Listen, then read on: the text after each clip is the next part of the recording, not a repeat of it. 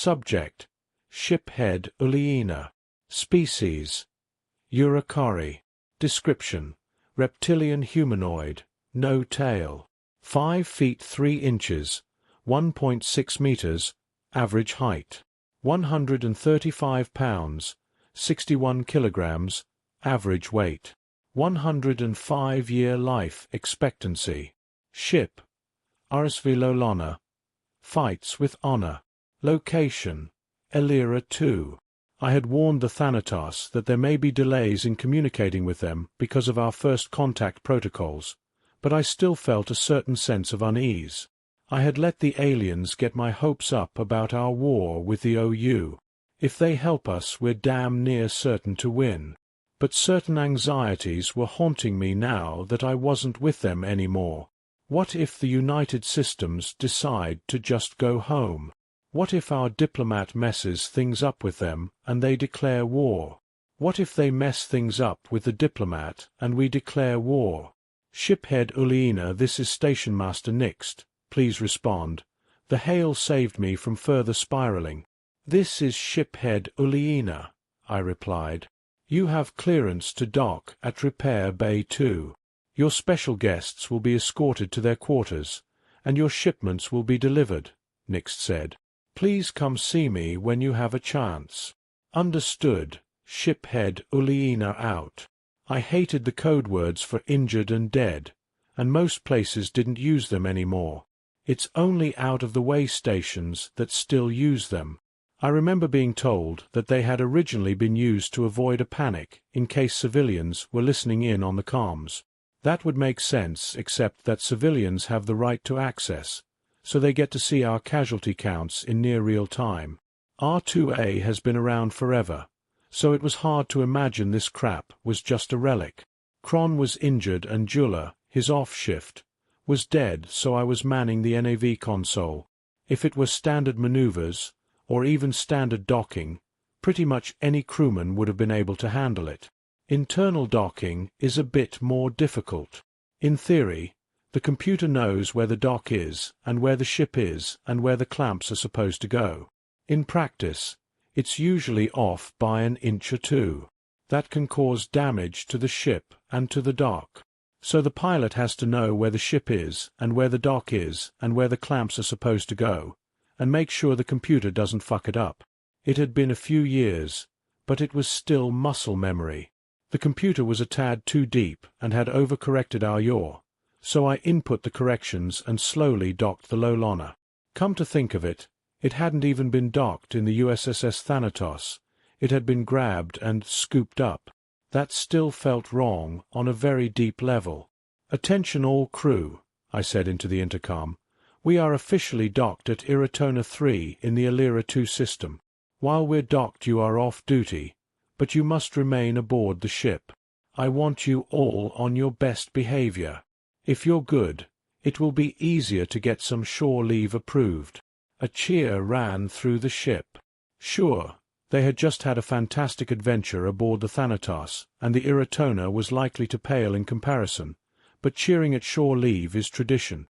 "I will be meeting with the station master as the repair crew comes aboard. Stay out of their way so we can have FTL back." I smiled as I paused for dramatic effect. Dismissed. Another cheer rang through the ship. I advised Luna that he had command and went to the airlock. As I walked down the gangway, I felt relieved that it wasn't a plastic tube and had gravity, unlike the last time I had exited the vessel. An Oyan engineer was waiting for me with a salute. "Permission to board, shiphead?" she asked. "Permission granted. Fix her up good, you hear?" I smiled and returned the salute. "Yes, sir," she said, and moved to let me pass. I got my bearings and found the exit into the station proper. As walked I wondered where my escort could be. Surely Nixt didn't expect me to just wander the station until I found him. I looked around and saw a Duliki running toward me. I stopped and waited for him. "Are you the shiphead?" he asked between breaths. "Yes, I'm Shiphead Uliina. Nice to meet you." I paused, waiting for an introduction. Blenus. I'm with Intel, but we don't have a big staff, so I'm the errand boy today. Do you mind if we relax a moment? I've been running for a while, he said as he doubled over and rested his hands on his knees. I nodded, and we waited for him to catch his breath. Once he was finished, he gestured for me to follow him. He gave me an abridged tour of the station that was limited to the path we had to take. He explained what each place was and gave a brief history about it. Once we were outside the station-master's office, he turned to me. "By the way, I don't know if you know this, but Nixt is a Kinran," he whispered. "He's very nice, though. Don't be afraid." "I've served with Kinran before, it won't be a problem," I said with a smile. It was a pretty fair warning. The Kinran would startle anyone who wasn't used to them, and some who were. It always felt like they shouldn't be able to move the way that they do. They're a perfect case for why you shouldn't judge solely on appearance, because the majority of them were very polite and shy. As a matter of fact, a Kinran commander was a novelty. In a way it made sense, because they could file paperwork faster than most commanders could. Their compound eyes and 10 arms made it a breeze for them. Unfortunately, their personality often conflicted with the duties of command, namely, telling people what to do when they don't want to do it and disciplinary action. You also don't see them in soldier positions. Even though they could field more weaponry, the thought of taking another's life was often too much for them. Blenus nodded and ushered me inside. Nixt was sitting behind a circular desk designed to make the most of his limbs. The station master gestured for me to sit, and Blenus left us to talk. "Hello, Shiphead Uliena. Nice to meet you in person," he said. "The feeling is mutual, Station Master Nixt," I said, wondering how he was going to broach the subject at hand. "Let's talk about the aliens." That was blunt. "Yes," I said. "First, the ship is called the USS Thanatos, and it is a carrier." "A carrier of what?" he asked. "A carrier of other spacefaring vessels. Specifically, 10 frigates. They also consider it to be their diplomatic vessel." "10 frigates?" he asked. His limbs and mandibles twitched nervously.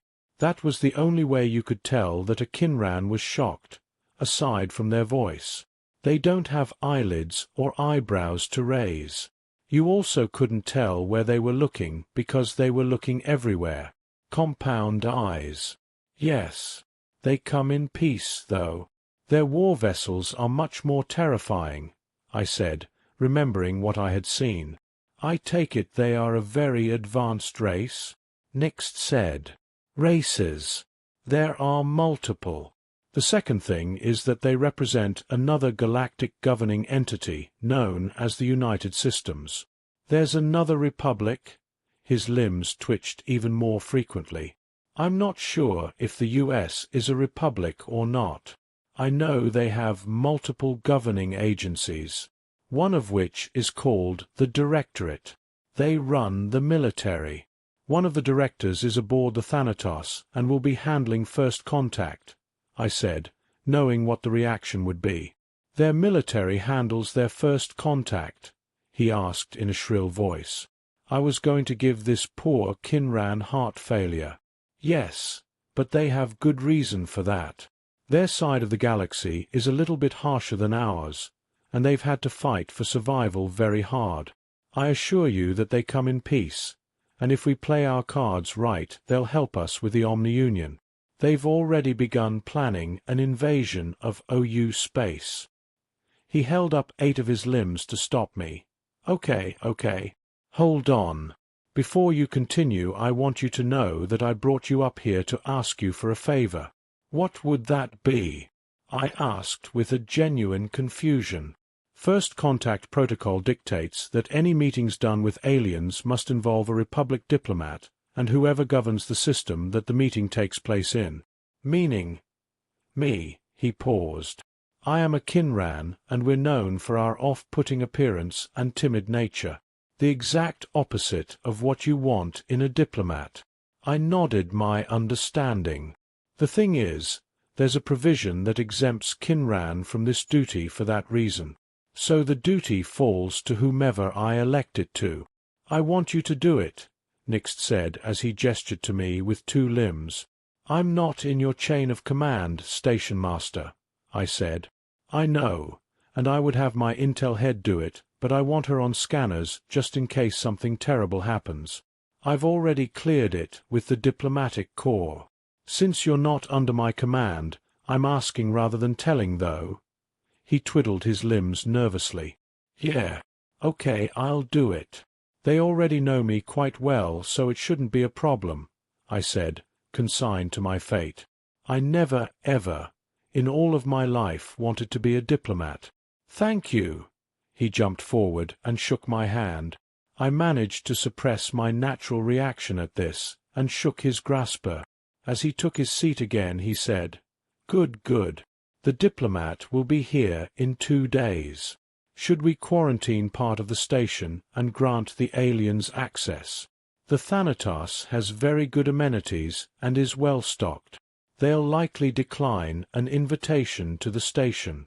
They want a truce as much as we need one, and less can go wrong if they remain aboard their ship. Still, it wouldn't be a bad idea to extend an invitation to show peaceful intentions. They know how freaked out we are by their tech and ways. Nixt nodded and said, Gotcha. All right, we'll extend an invitation and see.